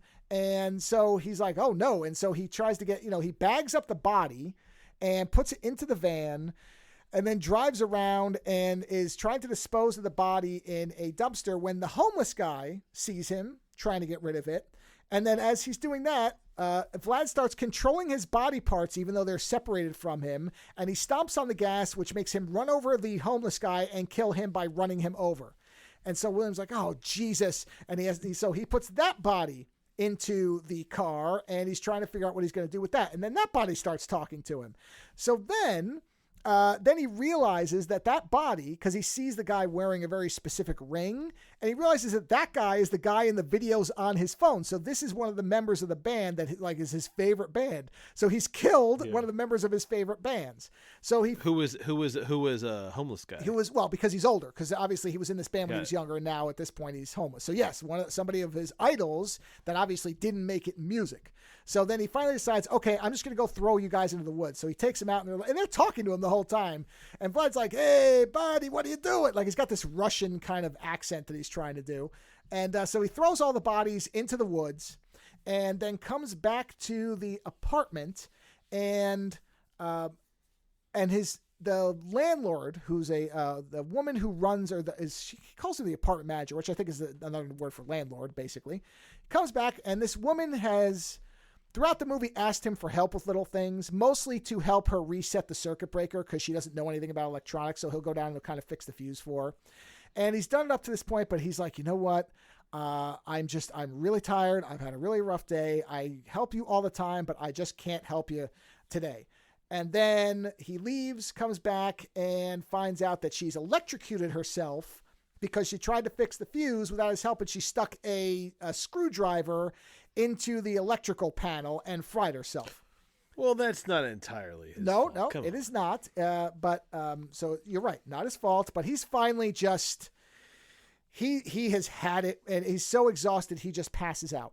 And so then we get this little back and forth where his girlfriend comes back into the apartment. This is after all this stuff has happened. She comes back, and we get this. Are you leaving? No. Thank God. Oh, no, I'm packing up my stuff and then I'm leaving. Wait, no. You're just gonna leave just because I've been out of it the past couple days? It hasn't just been the past couple of days, Will. I think we need a break. No, we don't need a break. What are you doing? It's just the noise from Vlad's apartment. It was just fucking driving me crazy, okay? Yeah, but it's quiet now. Yeah, no shit. You'll find something else. What's that supposed to mean? First, you had to find the perfect speaker system. Then you had to buy the cords from Japan. Then you were annoyed because Alec was making too much noise while he was having sex. Yeah, it's gross. It's the same thing. You're constantly surrounded by problems, but the only constant is you. Do you hear that? You're not even listening. No, yeah, what? No, I am. No, what, you don't hear that? So now she leaves. She's done. She takes her stuff. She leaves. Is he hearing real music, Well, or is he hearing fake music? he, after she leaves, he goes over to the apartment and finds that Vlad and all of his body parts and Augie, the dead homeless guy, are having a rave in their apartment. So they've gotten out of the woods somehow. They're back in the apartment, and he basically says to he says the homeless guy, he basically gets high and gets drunk, and they end up now they become kind of buddies, everybody, where he's talking about how much he loves prog music. And he's like, "You were my mentor," and Vlad's like, "You know what? Maybe I'll listen to this prog stuff. Why don't you play it for me and let me see if I actually like this? I mean, I don't know if it's any good. I always heard it was shit, but let me listen to it." So they start playing music for Vlad, and Vlad's like, "Oh, okay, you know what? This is actually good. The only problem with it is that, the thing that makes EDM so good is you can fuck to it." So again, kind of echoing back to Caleb Jansen from the beginning, where he's talking about you got to be able to fuck the music or it's no good. And so, but Vlad's like, "You know what? I've kind of come around. Why don't you play me the mix of the music that you're," because they were playing examples of Dawn Dimension, I think, to Vlad, which is the dead homeless guy's band. And he's like, "Let me hear what you're doing." He's like, "Really? You want to hear?" He's like, "Yeah, take us over there." So he takes the head, and the homeless guy walks because he can walk. His head's just destroyed, but like half his head's destroyed. So they walk over, and he puts the head on a cabinet, and he starts playing the music. And then one of his other neighbors comes over, who they call Pig Guy because he's a guy with 2 pigs. And Pig Guy comes over, and he's like, "Turn that fucking music down." And he's like, "Man, all right, I'm just playing this for some friends of mine." And he's like, "I don't care." And he gets very hostile towards him. And then he basically takes a baseball bat and smashes one of his speakers. And William starts getting very pissed off. And then William ends up stabbing him a bunch of times and killing him. And then, so stabs him, kills him. And as he does that, so he is very actively killing people. This person, Vlad was an accident. Augie, from what we see, was Vlad doing it, but it still was, I don't think it was supposed to be intentional, no matter who's actually doing it. This guy, it is somewhat of self-defense because the guy was threatening him with a baseball bat. And I think the first thing he stabs him with is like it's like a letter. It's not like a weapon. It's like a screwdriver or something. I don't remember. You could read it as self-defense that he actually was threatened by the guy. It just depends on how you want to read the scene. A lot of this is left to, okay, you can decide what you want. But right after he does that, the girlfriend is coming back to get something, sees the body, freaks out, calls the cops, and runs. And at that point, what happens does he just run away? I'm trying to remember if he collapses or runs away. So the cops show up and arrest him, and then they put him into a cell, but I don't remember why they don't see the body right away. I think he's outside the building. I think he tries to leave and they capture him. So anyway, they take him, they arrest him, they put him in a cell. He happens to be in a cell with the guy who sold the screenplay, and the guy who sold the screenplay, like something happened where now he's in jail too. He got drunk or something. And, so it's just like, he's like, "Oh, your girlfriend left you, huh? You mind if I call her?" And he's like, "Yes, I mind if you call her." It's just like a little joke scene for that. So then he has to meet with his lawyer, who is played, I'm 99.999%. It is. Okay, I thought so, Alex but he wasn't Winter, credited in it, so I wasn't sure. Or at least it wasn't in the credits of the movie. And so he meets with his lawyer, and basically at this point, William is expecting him to say, "Okay, they're going to execute you." And so we get this exchange between William and his lawyer. "William Brown, your lawyer's here."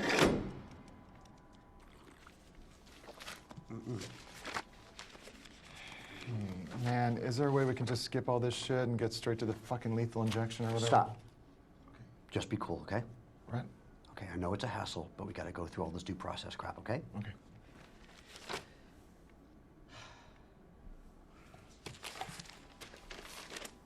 Ah, here we are.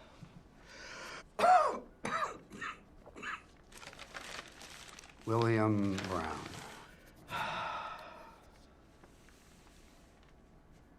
Yes!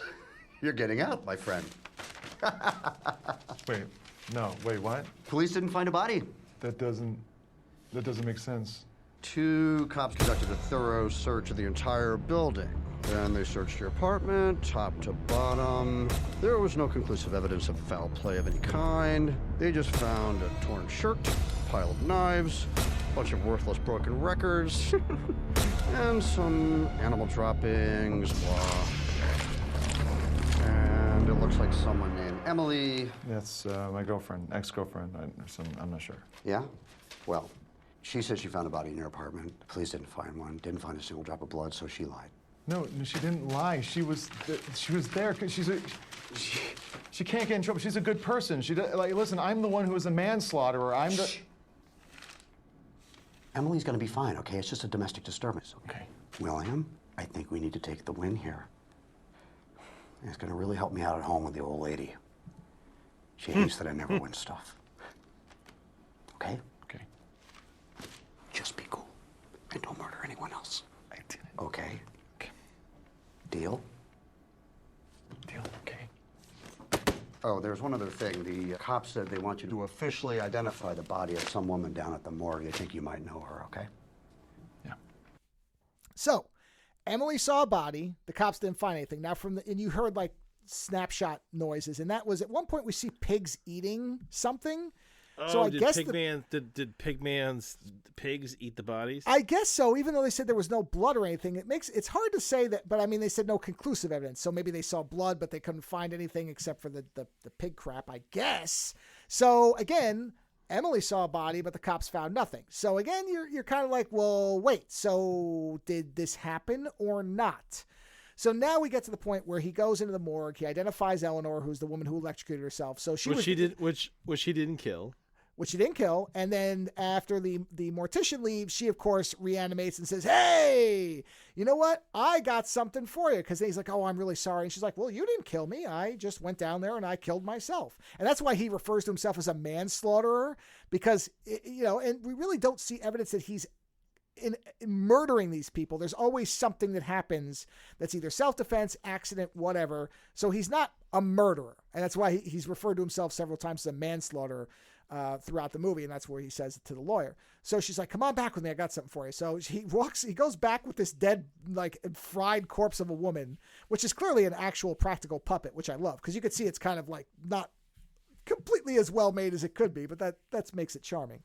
And he finds out that she was a big fan of prog rock and actually has musical instruments that the homeless guy once owned from the Dawn Dimension band. And she says, look, I've got these instruments. You basically have a band. Me, Vlad, and the Dawn Dimension guy. I don't remember what his name was. I think his name was like Stig or Swig or something. Whatever. But she's like, Dawn Dimension guy, you basically have a 4-piece band. Let's just get this thing done. We just need a recording studio. And he's like, I know where there's a recording studio. So he goes to his old work place, which is a studio, and finds that his boss and Bang, whatever, Jansen are clearly about to have sex with each other. And as they come in there, the Bang Jansen guy... Isn't one of them from Reno 911? Yeah, that's Thomas Lennon. That's the boss. Yeah, Thomas okay. Lennon. Yeah. So he goes in there, and Bang Jansen pulls a gun... and says, oh, I heard about you. You're a mass murderer. You got arrested for killing a bunch of people. And he's like, no, I'm a mass manslaughterer, and they didn't find anything. And so they managed to get the drop on Bang Jansen and get the gun. Well, he does, because, again, you don't know what's going on as far as outside of him. Gets the gun from him, ties them up. But in the meantime, Bang Jansen had managed to, somebody had called the cops, and you don't know who it is. So the cops show up, and they're like, okay, let the hostages go. And they brought Emily along because they think she can talk to him. And he's like, look, I just want to finish making my album.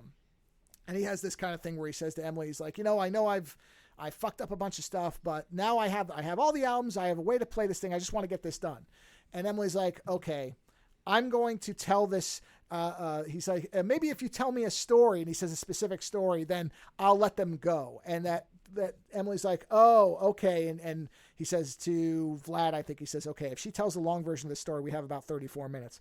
And so she starts telling this story that she says to the cops, I think this will get him to let them go and he'll come out. And so as they're saying this, all the band sets up with all the dead people, and basically Bang Jansen and his ex-boss are running the board, and they start recording this album, and it turns into a psychedelic thing where there's like light beams shooting all over. And then Vlad says, fuck you, I called the cops. Can the others see the dead bodies? There's never an indication whether they do or they're just looking at William. You never see it where you can tell. Okay, go on. They don't react like there's dead bodies there, but then again, they're terrified the whole time. So is it because of what they're seeing or because he's got a gun? You don't know. Or because they're just going along with what he's saying. So he starts playing, and then Vlad turns into a giant monster, And the burned woman says, yeah, don't worry about that. Use that to finish your song. It's fine. Just keep going. And so he manages to finish the album and I guess master it somehow. And then the cops basically burst in and arrest him. And then we cut to some amount of time later. I don't know how much later it is, but now he's in prison and he's been sentenced to 3, I think, consecutive life sentences. You assume for each of the people that he's killed, which would be Vlad, the Dawn Dimension guy, and the pig guy, but not Eleanor because that was an accident. And so, but then we see on the TV that you see the boss and Bang Jansen are presenting at, I don't know, the Prague Awards or whatever the hell it is. So obviously now they're together and they're like, this album by, William, whatever his name is, has won Best Prague Album of the Year. So he gets an award and his album has come out and everybody loves it. And it's won this big award and he's watching this from inside a prison. And then we see Emily show up and Emily shows up and says, apparently she's a lawyer or something because she's talking about trying to get his sentence reduced. It's like, well, what's one less consecutive, I don't know what the point of 3 consecutive life sentences is. So sure, try to knock one down, but it's not really going to matter. And she's like, yeah, but she seems to, I don't know if they're supposed to be like a jailhouse couple, but she definitely is treating him more warmly than she had been when she left. And he basically won this award. And then the end of it is him sitting in there in the cell, but he seems to be happy because he finally finished his album and he got it done. And then the movie ends. So the fact that he's in prison, obviously he did something. Yeah. I mean, you don't get 3 consecutive life sentences if they find absolutely nothing, right? Although really he didn't. The only one that you could argue he murdered was the pig guy, and even that I believe is accidental, because when they were talking about the broken records, I think the first thing that happens is when he breaks the records, he's like really angry that because he broke one of the Dawn Dimension albums, and he tries to like show it to him and say, this is really important to me, and he stabs him in the neck.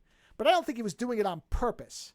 So technically he was right. What the movie shows us, now again, is this his view or is this what actually happened, was that these were always reactions to something. But at multiple points, we also have people saying, you're making this stuff up. You're creating these obstacles, these things. So was the music ever actually loud? Was it an accident? Or did he just lose his mind and kill Vlad because he was frustrated and he needed something to take out his anger on? We don't ever know. And honestly, I don't think the movie really cares. The point of the movie is really that he finally got his album done because he seems to be triumphant. He's happy where he is because his album got done. So obviously there's metaphor, allegory to it on the idea of, your demons will stop you from doing something. Just get your stuff done. Just focus on what you're doing. What happens when the monsters and the ghosts actually help you? Yeah, your demons can be helpful to the creative process, basically, because they do help him for a while. Only Vlad then turns on him at the end. But then I remember that the burned woman was saying something about use the fact that he's against you to finish use the album. Fear, use it, all that stuff. So that's really the point of the movie, I think. And like I said, it's a happy ending, more or less for him, because he doesn't seem he was miserable throughout the rest of the movie. He was always looked miserable, tired, put upon, couldn't get stuff done. Now in prison, he looks very content and happy. And he got his album out, and his album won an award. He feels like he did the thing he wanted to do. Right. So, like I said, that's what I mean about whether this actually happened or not. I read a review of this movie, and the one line that stood out to me was, "It's a goofy movie handled seriously." Yes, it never feels like it never feels like reality. It has that Terry Gilliam kind of feel to it, where it doesn't feel like it's an actual place. Yeah. It definitely feels like, if I were to guess, most, if not all of this takes place in his mind. Like what we're seeing is not the actual thing that's going on. We're seeing a lot of his interpretation of things. So, I'm sure parts of it are actually literally true as far as what was supposed to be happening in the world. Like I'm sure that Bang Jansen guy was supposed to be an asshole. That feels like that doesn't feel like a distorted person. Thomas Lennon's character feels very real because when he's basically just trying to keep his job. He's like, I just got to keep this, he doesn't say this explicitly, but when Bang Jansen's in the soundproof thing, he's like, yeah, this guy's such a dick, and that song's really good. And then as soon as he comes out, then he turns into, yeah, that's shit, don't ever play that again. And man, Bang Jansen, you're the coolest, man. You know what rock and roll is. But he seems like he's very just submissive to whatever keeps him in the game type of thing. So those elements feel real. But then, was Vlad's head talking to him the whole time? I don't know. Did it turn into a giant Godzilla-sized monster in the studio and was threatening him? And he's got a cape. He looks like a wizard when he's playing the guitar. Like light, magical rainbow light beams are shooting out, and there's sparkles and stars. So obviously there is a heavy element of, yeah, this isn't real. But where that line is, I don't know. And again, I don't think it's important. That's not what the movie's priority is. It's an allegory for the creative process and trying to actually finish something that you start. And that's the point of the movie. It's a very fun movie, but like I said, I saw things talking about how gory it is. It really, yes, there is gore. There is a dismembered head throughout it. And there's blood at times. It's almost cartoonish. It reminds me of something like a Peter Jackson movie, where at no point does this actually seem like horror. Like Dead Alive. Yeah, there's gore everywhere, but it's never scary. The rat thing, I guess, is kind of frightening if you're scared of rats. But the rest of it is, there's no point of fear in that movie. And that's what I mean about this. There's gore in it, but it never feels like it's not rubber, latex, gore things being thrown around. And at one point, Vlad's torso and intestines are playing the drums, I think. So it's like a Jim Henson thing at that point, because the intestines don't look real. They look like silly latex condoms that are bouncing on a goddamn drum. So that's what I mean about it. It never comes across as the silly thing played straight. Yeah, that's correct, because it never does feel like a horror film. It feels more like just somebody having a mental breakdown at points, like a falling down type of thing. But even Falling Down is a more terrifying movie than this, because I completely believe that could happen. This is nonsense. But it's really fun. So again, The Freaked is a really good comparison point for this. If you know what that movie is and you like that movie, or if the trailer looked interesting to you, you will likely have a very good time with it. I think it's a fun movie. It's a movie we don't see very often anymore, which is kind of I can't imagine this thing had a very high budget. It had to be a low budget film. Not low budget, but lower budget. I would be shocked if this was made for very much money, but that's okay, because it doesn't need much money. I love the fact that the effects are mostly practical. I don't think they're entirely practical, but they look like, there's definitely points, like I said, when you see that woman's animated body bouncing around, it clearly is somebody who's been they're probably wearing like a green suit, and they have like the sticks, and they're just basically photoshopping the people out who are animating it, old Henson style type of stuff. I want to see if it had a budget. It doesn't. Yeah, comedy horror. It is genuinely funny too. That's something else. A lot of these movies, a lot of comedy horrors are not funny. They're just not usually as funny as this one is. So I actually think that it's legitimately at times very funny. It's on Shudder and AMC Plus, which I'm assuming that AMC either owns Shudder or the other way around. I can't find a budget for it, so I don't know how much it was made for, which I was kind of curious about. Because oh man, you know what? He played the lead. He looked familiar to me. Yeah. He's in. He plays Jonah Ray in the Bloody Christmas movie. Oh, okay, got it. So yeah, he just seemed, he looks familiar to me too. His face looked familiar. Yeah, go on. Yeah. No, that's it. So like I said, I had a lot of fun with it. I think if you like stuff like Freaked, that's a very easy way to say, well, if you like that, you'll like this. Or if the trailer looked like a movie you might have a good time with, I think you'll have a good time with it. Is that a double feature? Freaked in this? I don't know. I mean, because this is more gory than Freaked. Well, it's not. No. Well, I mean, there's the point where they get all melted and everything. So I don't know if it's gorier, but Freaked is more surreal than this movie is.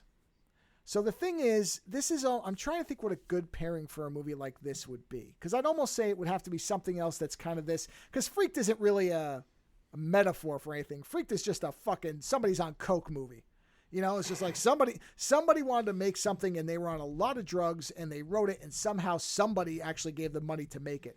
Because that movie is fucking out there. It's great, but it's fucking out there. This movie is less of that. You can tell that there's an actual kind of idea behind it. Like this is my metaphor for this. You know what I mean? It's very clear that that's the idea. It's a message movie, more or less. Freaked is not a message movie. Freaked is we want to just slap a bunch of prosthetics on weird, funny people and have them running around. And doesn't Randy Quaid become a giant shoe or some shit? I'm trying to remember. It's been a while, yeah. It's out there. So yes and no. The silliness, yes. But I don't know. It's hard. So I guess yes, because I can't think of another movie that would be really a direct analog for something like this. Almost another movie where you have this ending that seems on the surface like it would be a bad ending, and yet the person is very content with where they ended up. So I can't think of something else. I'll leave it to viewers or listeners, I guess I should say, to suggest it, because I have a feeling this movie will get seen. It's gotten generally good reviews. I think, it's not a classic by any stretch, but it's a very good time. And I actually think that for some people, this will be another Freaked. Like, I own a copy of Freaked. I don't know that I would buy this. But if somebody were to have this, and I wouldn't blame them, because it is funny. And I'm glad I watched it, because, like I said, just for the practical effects and the fact that I actually did laugh at it, which I don't do a lot. So, and it has a very sarcastic kind of tone to some of the things, like the whole thing about drugs aren't rock and roll, showing up late isn't rock and roll, talking about, like, he has 7 or 8 lines like that are funny. The little interstitials with the Dawn Dimension guy, where you see him from his old days, where he's talking about, how to dismember a body. That part is very funny, but all of his stuff is this very kind of typical, hey man, don't let nobody stop you. And then you find out the band failed. Like that's the joke of it, is that he's giving all this, what seems like wise guru wisdom. And then you find out that the band fell apart and that he's basically on the street. So his wisdom is just garbage, that kind of thing. So there's jokes like that I think work very well. So there's clearly some clever writing and some intelligent humor to it. And then there is this very kind of almost endearing message of, well, if you got to murder people accidentally to get your album made, then that's what you got to do, and just be happy you got your album made, which I don't know that that's really directly what the message should be saying, but that's I'm not sure if that's what they're going for now. Yeah. Yeah. But, but again, yeah, it is vague on certain things. Like, did he actually straight out murder these people because he had lost his mind?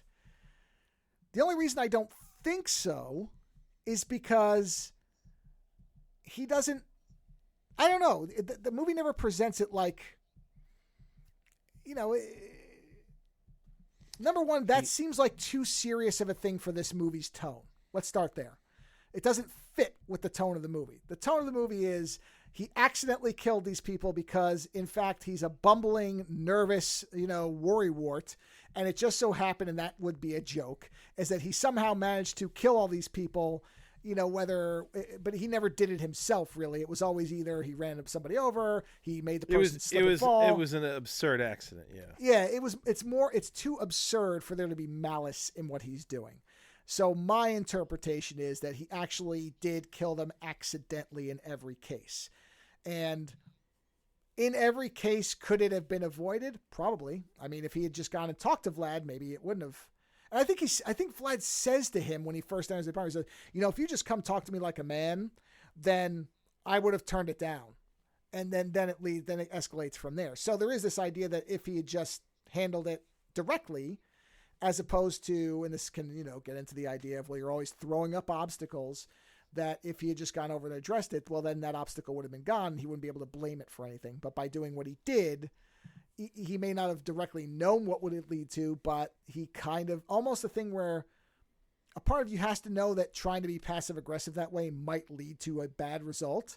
And there's one more obstacle for you. There's one more thing where I can't finish my album. You know what I mean? So I don't know. It's an interesting movie when you kind of think about the psychology of it and what the messaging is supposed to be. And I think even if you... Or you could just enjoy it as a weird, fun, gross, fun comedy. That was my next point. Or if you don't want to think about it at all, it's still a fun, mostly practical effects movie about people coming back from the dead to help a guy finish his prog rock album.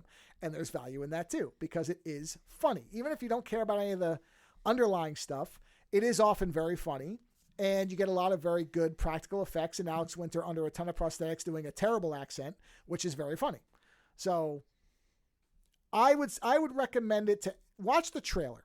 If the trailer appeals at all, I think you'll have a good time with it. How much you take out of it will depend on you as the viewer. But if the trailer interests you, then I think you will find, I mean, even the negative reviews I read, many of them were still kind of, well, I was hoping for a little bit more gore, or, well, it wasn't quite what I thought it was going to be, but it was still fun. A lot of them are still praising the movie generally. Some people were like, oh, I expected more out of it. But this isn't a movie that's set up that way. This movie isn't trying to do a lot. That's why I think the Freaked comparison is actually quite good. Yes, yeah. But it is not as off the wall as Freaked. You will not get as many weird and wacky characters as you get with Freaked. I mean, you don't have a living sock puppet. So I just want to make sure expectations are properly set. You will not get a Bobcat sock puppet, because I don't know that that's in any other movie, which is great. So, but yeah, I'll say, because I can't think of any better one. You know, Alex Winter seems to do interesting things. I like when he shows up in stuff. He's one of those people where he shows up in something I'm interested, whatever role he has. And this is another example of that. Really, the only reason I knew about this is he kept promoting it and talking about it and showing clips. And I was like, okay, I've seen stuff about this movie. This looks interesting. And watching the trailer, I went, yeah, I'll probably like this. And I had a really good time with it. Will I ever watch it again? I don't know. I'd have to be in the mood for it. Freaked I've watched a few times over the years, more, probably 5 or 6 times total. And I always just kind of marvel at the fact that it's so out there. Honestly, it sounds like Freaked was always a late night, I'll watch this movie. Whereas this feels more like a movie you would intentionally watch. Yeah, I think people who are creative would get more out of it than maybe somebody who isn't, because there is definitely that part of the creative process that the movie is engaging with, the struggle of that, and how sometimes you're your own worst enemy. And that is in this movie. But even if you're not somebody like that, if you just come in looking for a horror comedy, again, I will give this credit, because I've watched a lot of horror comedies and most of them aren't funny. Yeah, you can get the gag, you know what the joke is, but you don't actually think it's funny. You just know there's a joke written there. But it's not really something you respond to. And in this movie, at many points, I went, okay, that's funny. I'm laughing at this. I actually like what this thing is. And there's some jokes that are obviously in the scene, and then there's those long payoffs with, like, the guy ending up being a homeless failure, where this guy was relying on him as kind of his, he's literally repeating the things he's saying, like, yeah, that's what it is. And then you find out that the whole band failed, which is what this whole guy is building his life up, is trying to make an album, any album as good as these guys made. And of course, that's the whole, well, don't meet your heroes philosophy, right? Artists that you love, and you find out, oh, right? So there's lots of that stuff in here. So I had a good time with it. If you already have Shudder or AMC, you don't have to pay to watch it. I'm sure it will make it to the other services probably pretty quickly. I don't know how long it'll stay exclusive to Shudder, but I would guess no more than 3 months. So if you don't have either of those services, I don't see anywhere you can even rent it, but maybe you can through iTunes or something. I didn't check everywhere. I would definitely say it's a $5 to $10 rental. It's worth it if you're at all interested, because I think if you're interested, then you're kind of the audience for it. And if you're not, or if you're on the fence, then wait till it hits a streaming thing and watch for free. It's only 88 or 89 minutes, not long. And you'll know with this one pretty quick. You'll know in the first 15 to 20 minutes if it's for you, because that Bang Jansen's scene, that happens within the first 10 minutes. So I would watch it through the scene where he comes back home after the first bad day at work. And if you're not into what this movie is, then just stop there. If you are, it's going to get better as it goes, and you'll have the reward of the practical effects and everything else. So that's my basic review of it. There you go. So on that note, I hope you enjoyed our AI representations at the front. I think they were very accurate captures of our voices and personalities. And oh, well, I mean, that's going to be the show from now on. We're not going to Yeah, I mean, we really should just stop talking and let those guys talk, because Nano love, 100%. So natural. Yeah. It's now the Nano Love Podcast. So episode 878 was the last one of the Ozone Nightmare. Thank you very much for tuning in all these episodes. Nano Love Podcast will start with episode 1 in February of this year. So I know you're all looking forward to that. So nice talking to you all. This was a great run, everybody. We had a lot of fun doing it. And I hope you're as happy with the host of Nano Love Podcast as you've been with us. So on that note, we're signing off forever. Great. And yeah, so look forward to the new show next week. And I hope you like those guys. All right. Take care, everybody. Visit OzoneNightmare.com to subscribe to new episodes, browse through our back catalog, or to find links to support the show. Follow @OzoneNightmare on Twitter for the latest episode postings and other show information. If 280 characters just isn't enough, you can always email us, theozonenightmare@gmail.com. The opening theme for the show is provided by Heartbeat Hero. The closing theme is provided by Ogre. Please visit and support these artists using the links in the show notes for each episode.